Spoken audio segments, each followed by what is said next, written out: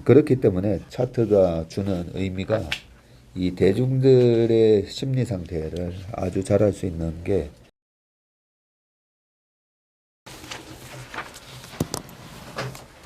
자, 좋은 아침입니다. 4월 27일 수요일 체슬리 모닝 브리프 시작하겠습니다.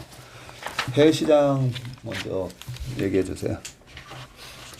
네, 저는 미국 시장 말씀드리겠습니다. 미국 3대 지수 크게 하락했습니다. 나스닥은 52주 신저가를 기록을 했습니다. 중국 베이징 락다운 여파로 공급망 차질, 그리고 러시아의 라브로브 외무 장관의 핵무기 관련한 도발이 이어지면서 매크로 불확실성까지 커지면서 경기 침체 우려의 3대 지수 모두 하락 마감했습니다. 주요 지수 쪽 보시면 다우가 2.38%, S&P 500이 2.81%, 나스닥이 3.95% 하락을 했는데, 가장 우측에 YTD 연초 대비해서 보시면 다우가 8.5%, S&P 500이 12%, 그리고 나스닥은 20% 이렇게 넘게 하락을 하고 있는 모습을 보이고 있습니다. 그리고 전일에 11개의 업종 중에 에너지를 제외한 전 업종이 약세를 보였습니다. 자유소비재는 거의 5% 가까이 하락을 했고요. 그리고 IT와 커뮤니케이션 3% 넘게 하락을 했고, 아래 1%에서 2%대의 하락률을 기록을 했습니다. 그리고 또 우측에 YTD 쪽을 보시면 IT가 한 20% 정도 하락을 했고요. 자유소비재는 18%, 그리고 커뮤니케이션은 24% 이렇게 하락을 했습니다. 그리고 어제 경제 지표들이 발표가 되었는데, 먼저 미국 4월 이 컨퍼런스 보드 소비자 신뢰 지수가 107.3으로 컨센서스를 하회했습니다. 그리고 미국 3월 신규 주택 판매 건수는 76.3만 건으로 컨센서스를 소폭 하회를 했고요. MOM으로는 8.6% 하락을 했습니다. 그러면서 미국 30년 고정 모기지 금리는 여전히 높은 5%대 수준을 기록을 하고 있습니다. 그리고 미국 3월 내고제 수주가 0.8% MOM으로 기록을 하면서 컨센서스를 하회를 했고요. 근원 내고제 수준은 1.1% MOM으로 컨센서스와 전월 대비 모두 상회를 했습니다. 그리고 미국 2월 케이스 실러 주택 가격 지수가 22.2% YOY입니다. 컨센서스를 상회를 했고 전월도 모두 상회를 했습니다. 그리고 22년 1분기 이번에 그 실적 발표들이 계속 이어지고 있는데, S&P 500 구성 종목 중에 131개 종목들이 실적 발표를 했습니다. 이 중에 106개의 종목이 EPS 컨센서스를 상회를 했고, 합산 순이익은 컨센서스를 2.2% 상회를 했습니다. 그리고 이번에 한 뉴스 기사 중에 이 비디오 게임 전체 산업 이런 리포트가 하나 있었는데, 22년 1분기 좀 리뷰를 해줬습니다. MPD 그룹이라는 곳에서 데이터를 줬고요. 그리고 시킹 알파라는 곳에서 같이 정리를 해줬는데, 전체 매출은 4.85 빌리언으로 YY로는 15% 하락을 했다고 발표를 했습니다. 특히 하드웨어 쪽 매출이 부진했는데 1분기에는 1.2 빌리언으로 YY로 15% 하락을 했고요. 그리고 3월 달에 하드웨어 쪽에서의 매출은 YY로 24% 하락을 했다고 발표를 했습니다. 그래서 이번 분기에 액세서리 쪽의 매출도 YY로 16% 하락을 했고요. 그리고 이 가장 큰 카테고리인 게임 컨텐츠는 한 14빌리언 정도가 나오면서 YY로는 한 7% 하락을 했습니다. 그리고 모바일 쪽에서도 얘기를 해줬는데, 이 소비자들이 게임에 대한 이 스pen딩, 이 지출은 12% 정도 감소를 했고요. 구글 플레이 스토어 이 게임 쪽 매출은 25% 감소를 했다고 발표를 했습니다. 그리고 3월달 모바일 게임 순위는 1위는 액티비전 블리자드의 캔디 크러쉬이고, 그리고 2위는 로블록스, 그리고 3위는 코인마스터 등 이런 게임들도 있었습니다. 또 빅테크 쪽 보시면 대체로 한 2%, 3%, 4%, 5%대 하락을 했고, 테슬라는 12% 하락을 했습니다. 자세한 내용 좀 아래에 말씀드리고, 원자재 쪽에서는 WTI와 천연가스, 옥수수가 상승을 했고, 구리, 아연, 니켈, 대두 좀 하락을 했습니다. 그리고 전일 52주 신고가를 기록한 종목은 없었습니다. 그리고 가로표 같이 보시면 되는데, 저희 어제 시장 전체적으로 보면 반도체 쪽도 약세를 보였습니다. 필라델피아 반도체 지수가 4.4% 하락을 했고요. 엔비디아는 5.6% 하락을 했고, 인텔, AMD, 램리서치, NXP, 세미컨덕터 모두 약세를 보였습니다. 그리고 지난 2주 정도 강세를 보였었던 항공주나 리오프닝주도 어제 또 모두 크게 하락을 했는데, 경기 소비재 쪽의 카니발은 7.3% 하락을 했고요. 그리고 최근에 강했었던 에어라인 쪽은 3%에서 4%대 하락을 기록했습니다. 그리고 어제 금융 쪽도 약세를 보였습니다. 금융 섹터 자체는 2.5% 하락을 했고요. 어제 10년물 국채금리가 소폭을 하락을 하면서 2.72%를 기록을 하면서 금융 쪽도 모두 약세를 보였습니다. 그리고 제가 어제 애플을 이 판매 대수 하향 조정을 했는데 이걸 좀 잘못 말씀드려서 다시 한번 말씀드리겠습니다. 그래서 일단 목요일날 실적 발표가 예정이 되어 있고요. JP모건에서 이번 분기와 올해 아이폰 판매량 둔화를 전망했습니다.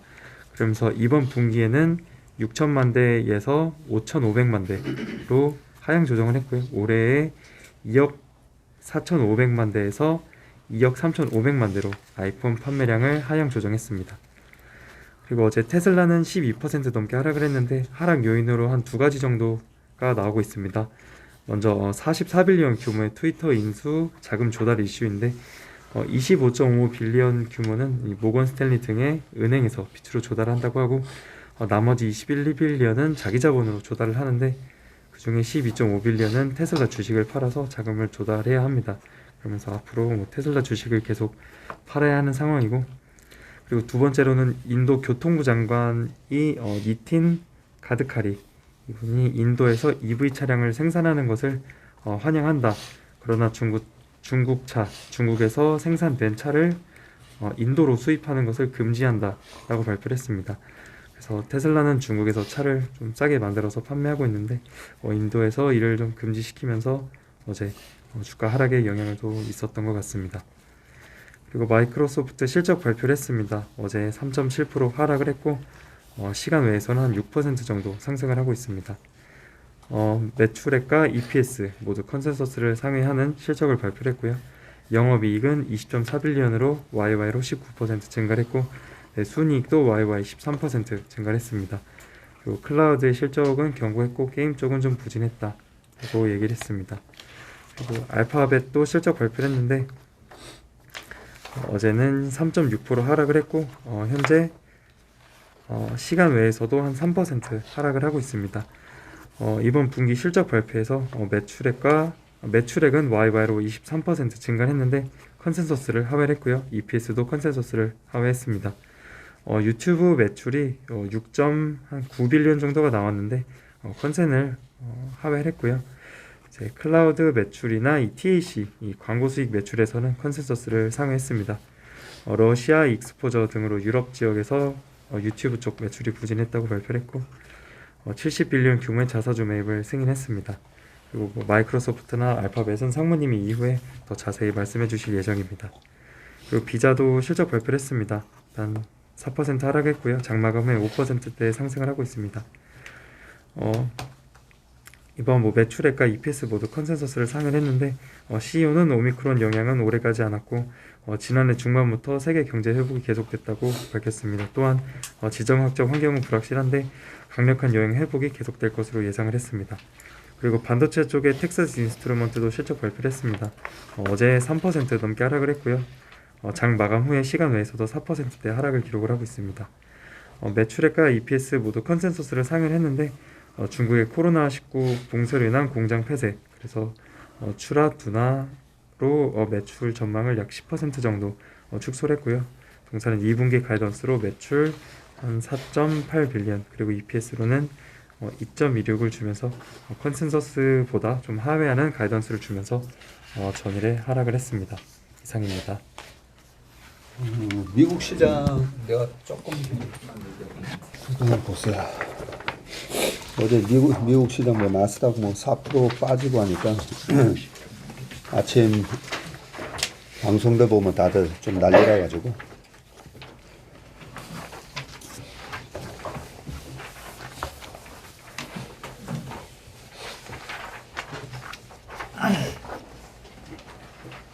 다 받으셨죠?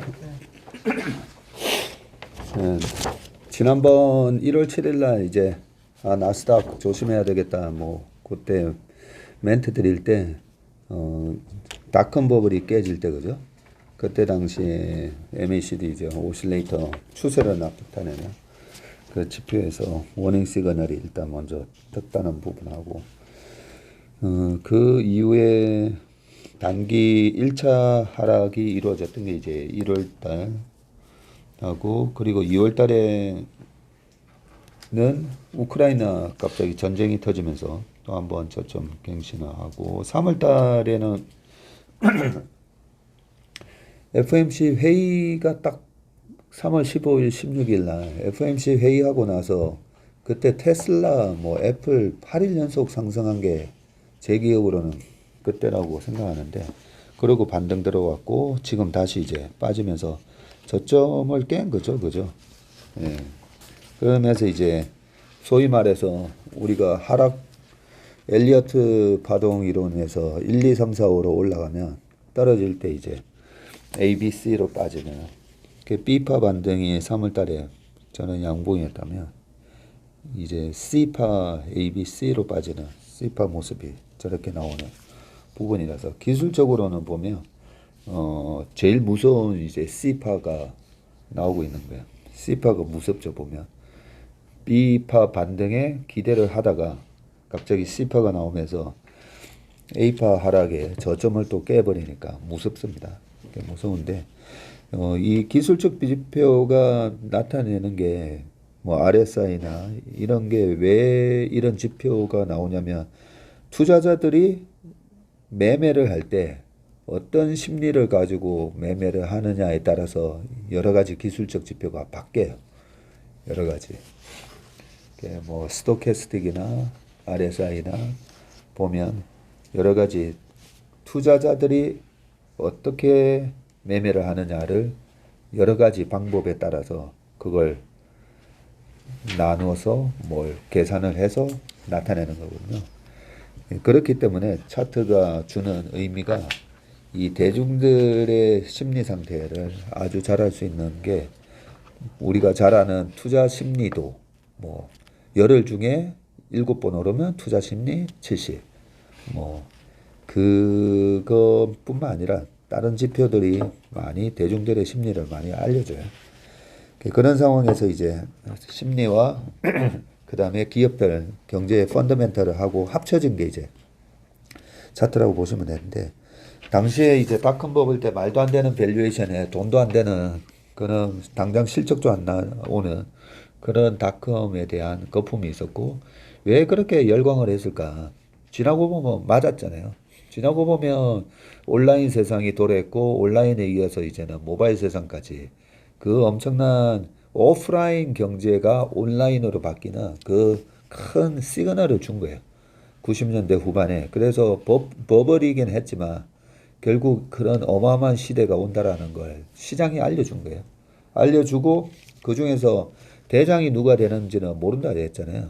어제 이제 패스트 세컨드 스트래티지 그것도 말씀드렸지만 실제로 당시에 99년도에 닷컴 버블에서 닷컴의 대장은 야후였는데 지나고 보니까 야후가 아니라 아마존 뭐 그런 구글 이런 기업들이 대장이 돼 있고 우리나라의 닷컴 버블의 대장은 누구였었죠? 닷컴의 대장 다음 지나고 보니까 뭐 네이버네 그런 거죠. 그러면서 주가가 빠지는 이유가 그 혁신에 아직까지 실적이 안 나오는 소위 말해서 아주 초기 단계에서는 누가 찐칸지 뻥칸지를 알기 좀 힘들다는 거죠. 꼭 퍼스트 무브가 시장을 지배하는 지배자가 되지는 또 않기 때문에 우리가 그런 부분에 있어서 조심을 하고 그런 부분들이 큰 이제 헤게모니를 지는 주도주가 변하다 보니까 1파 랠리가 있고 2파 조정이 험악하게 나타날 때가 있어요.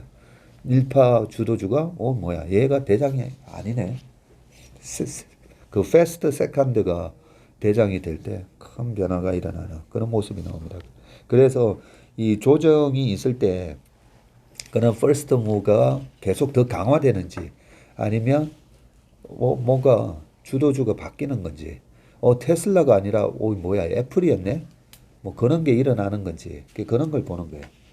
그런 차원에서 닷컴 이후에 시장이 무너지는 거라 일반적으로 시장이 아주 강하고 실적 성장을 내는 장에서 시장이 조정을 받는 거라 그 패턴이 이제 큰 차이가 있는 거고요.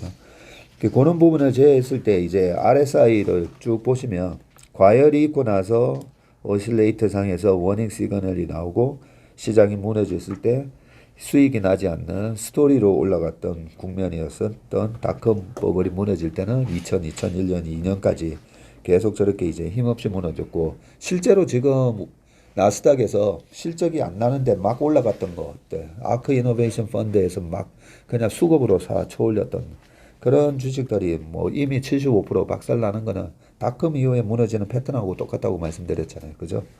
예, 그런 부분이고 2000 또 중간에 파란색 이제 그 박스가 2008년 금융위기 때 무너졌던 패턴이고 뭐 그때 서프라임 관련해서는 이제 다 아시니까 그 이후로 이제 2010년 이후로 시장이 움직이는 모습을 자세히 보시면 RSI에서 과열이 있고 그러고 나서 주봉상에는 나스닥 제가 주봉상에는 RSI 30 이하로 들어갔을 때잖아요. 나스닥이 거의 30 근처에서 반등 들어오다가 다시 이제 30 갔는데 이거 월봉상에서 보시면 월봉상에서는 RSI가 50 정도가 찍었을 때가 보면 바닥이에요. 단기. 그쵸?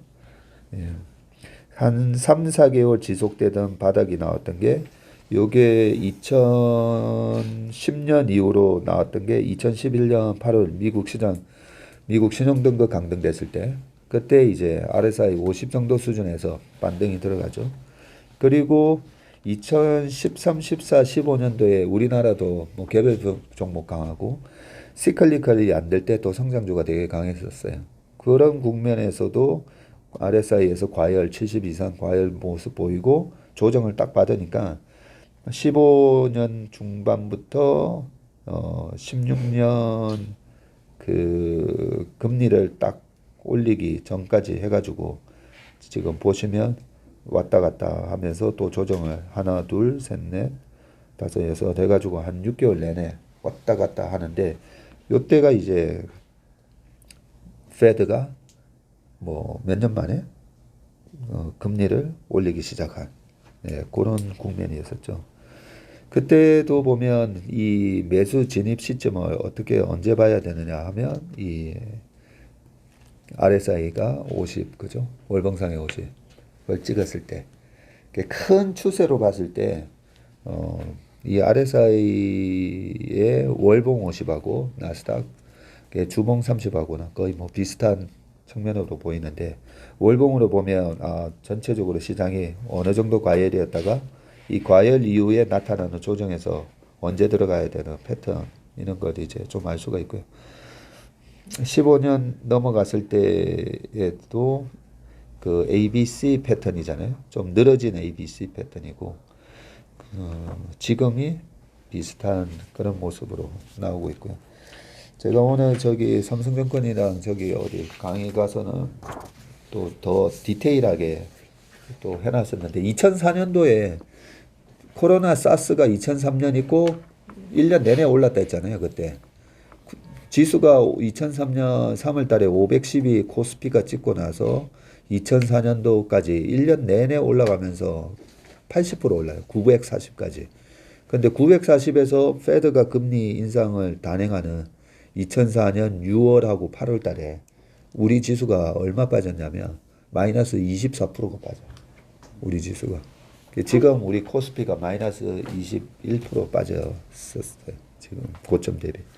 그런 식으로 보면 여러 가지 조정의 패턴은 그 사람들이 느끼는 공포감하고 그 공포감에 어떻게 대응을 하는지는 패턴이 똑같아요.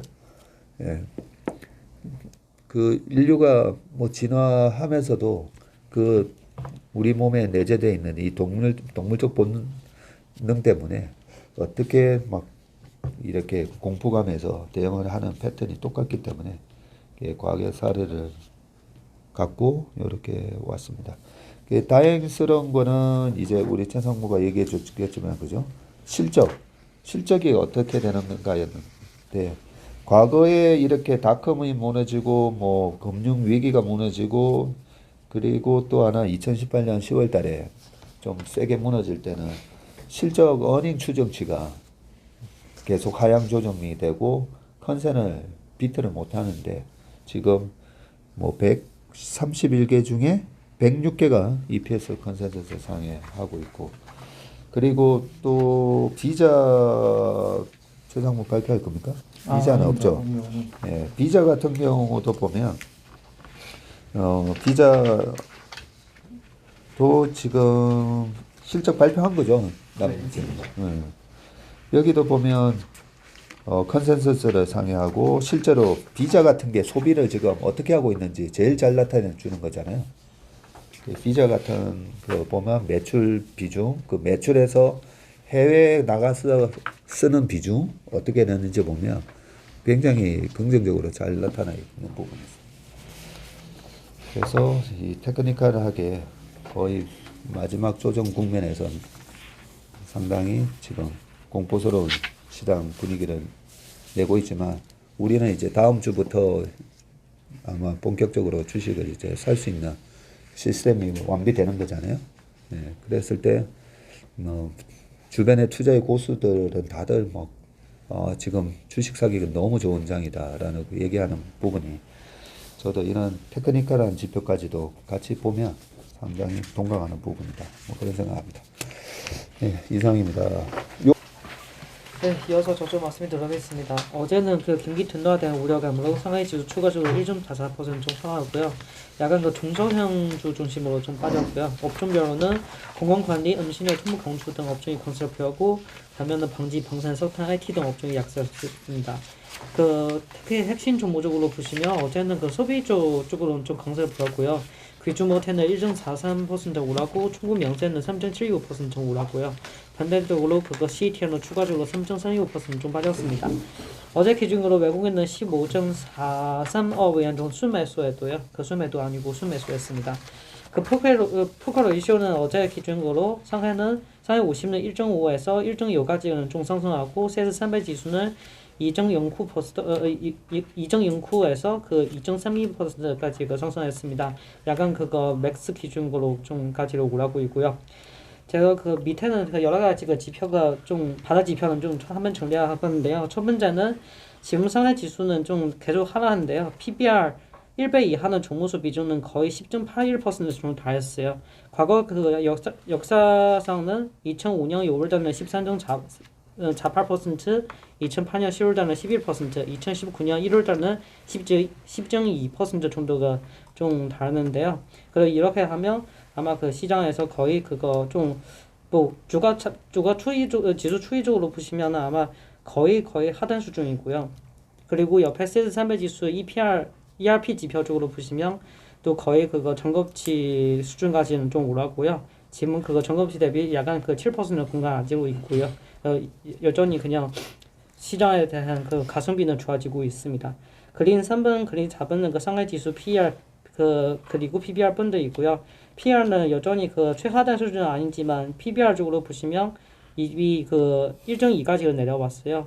그 PBR 펀드 최하단은 1.3 정도 되고요. 거의 이하까지 떨어졌습니다. 그리고 5번을 보시면 이거 60일 이평선 이상 종목수 비중이고요. 4월 12일 어제 기준으로 5% 밖에 없습니다. 2018년 이래 그냥 최하단은 거의 그 9% 정도 되고요. 그 이하 빠지면은 약간 시장 바다 쪽으로 생각할 수 있다고 생각합니다. 이상입니다.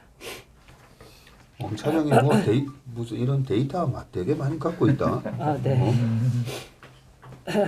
보통 시장 분석하는 데이터 나만큼 알고 있는 사람 많지 않은데 내가 모르는 지표들도 막 쓰네. 60일 이동 평균선 이상 종목수 비중.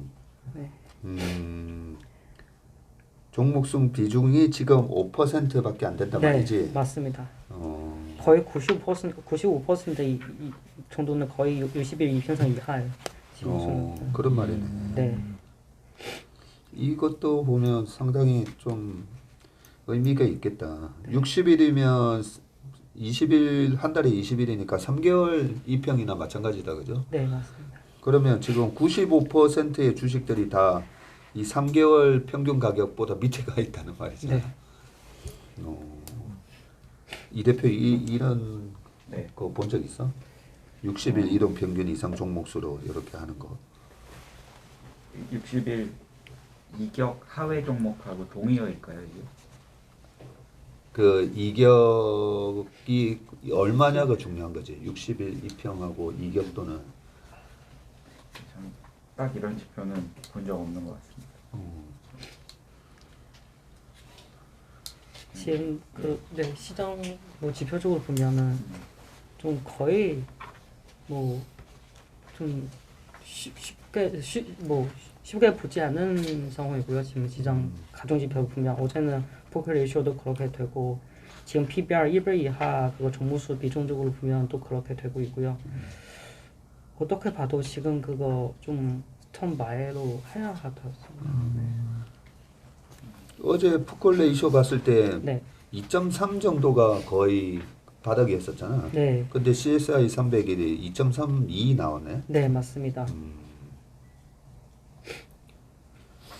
궁금한 거는 그 가격 지표는 이렇게 돼 있는데 실제로 락다운 영향이나 어떤 매크로 영향 이런 것들이 기업이나 펀더멘털에 미치는 영향이 있을 텐데 그게 지금 기업 이익 추정치에 어느 정도 반영되고 있고 어느 정도 영향을 주는지 그래서 이익과 가격이 같이 빠지고 있는지 이익은 가만히 있는데 가격만 빠지는지 아니면 가격보다 이익이 더 빠지고 있는지 요거에 대한 판단이 조금 필요하지 않을까 싶어요. 거의 그거 이의적으로 생각하시면은 지금 라다운 4월부터는 좀 뭐 가시화 됐잖아요. 3월 정도로 상海만 하고 4월부터는 베이징까지도 확대하고 솔직히는 2분기 실적은 되게 좋지 않고요. 지금 그 1분기 뭐 실적을 발표하는데 그럼 2분기 그거 거의 그거 EPS도 하향 조정해야 하는데요. 이렇게 보면 근데 라다움은 지금 장기적으로 갈 수 있는지 아니면 그거 갈 수 없는지 그거는 구분해야 하고요.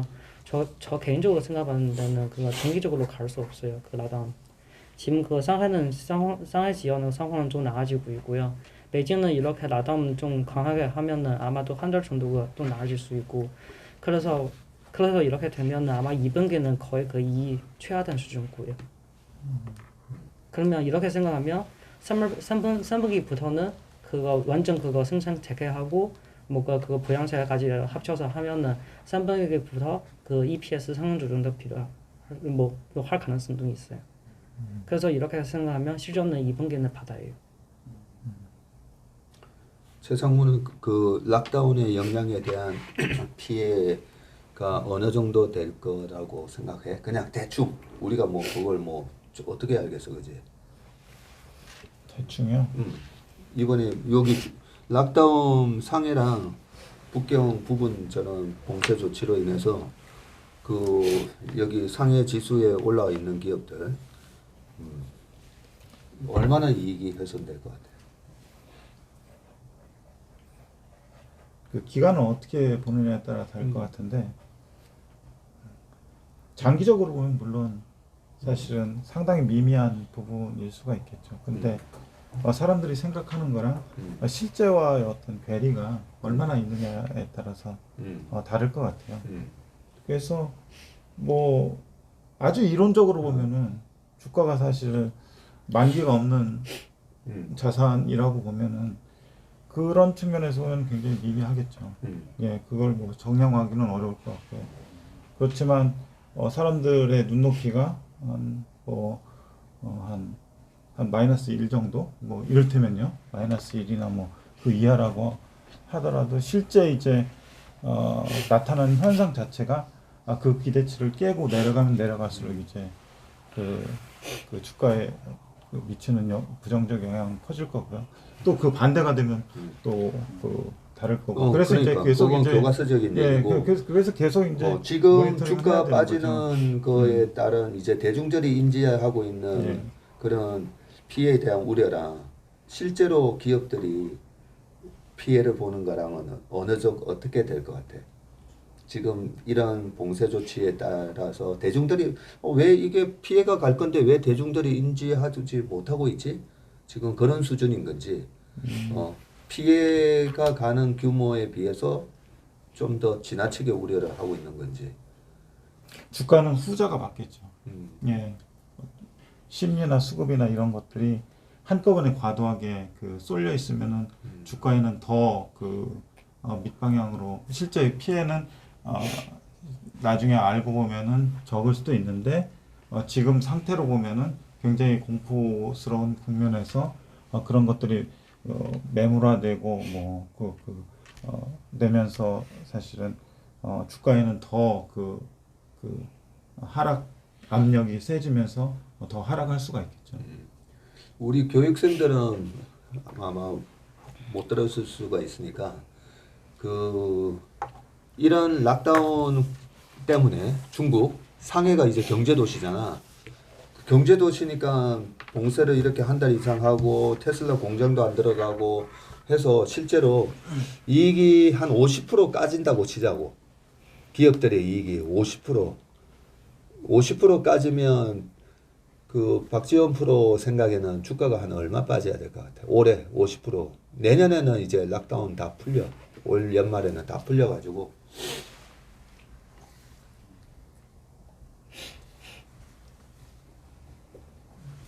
응? 지원아. 이익이 50% 까지면 주가가 얼마 빠지는 게 적당한 것 같아. 얼마 빠져야 돼? 50% 빠지면 격리를 생각했을 때는 꽤 큰 규모라고 생각하기도 하고 어쨌든 주가는 이익과 그 멀티플 그 마이크 대고 얘기해. 그 주가는 이익과 그 다음에 그 사람들의 관심으로 이루어지는 거기 때문에 이익이 50% 빠지면은 일단 50% 정도는 빠지는 걸 가정하고 들어가야 될 것 같고 그 다음에 그 사람들이 이제 이게 앞으로 더 전망이 없다 라고 치면은 더 빠지는 거고 금방 회복할 수 있을 것 같다 라고 생각하면은 50%보다는 조금 덜 빠질 것 같습니다.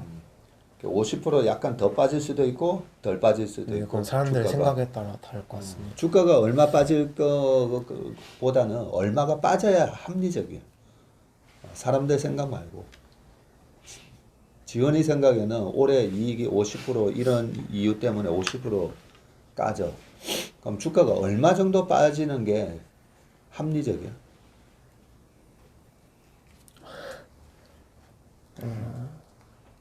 40에서 60% 사이?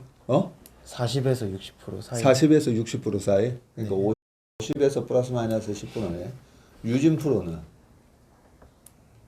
저는?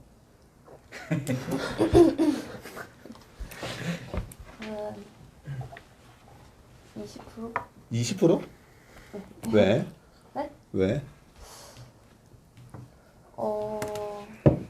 이익이 50% 빠져도 이제 그대로 사람들이 반영을 주가에 시키지는 않을 것 같고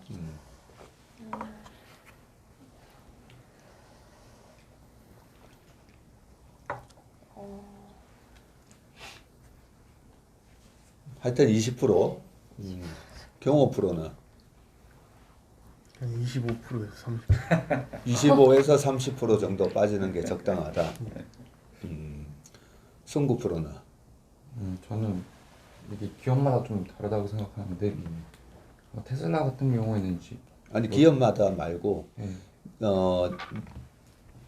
10억씩 이익이 나는데 올해 이런 조치로 인해서 그 중국에 있는 기업이 50% 이익이 날라가. 내년부터는 10억씩 다시 봉쇄가 풀리니까 내년부터는 10억씩 다시 나올 거야. 저는 이론적으로는 5% 미만 빠져야 된다고 생각하는 게 그 D-shape 모델이라고 해서 이렇게 쭉 당겨 오잖아요.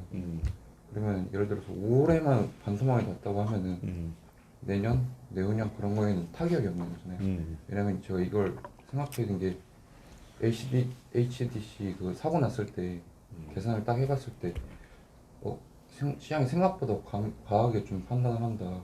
그래서 그 이론적으로는 항상 시장은 더 빼지만 이론적인 가격으로는 5% 미만으로 빼져요.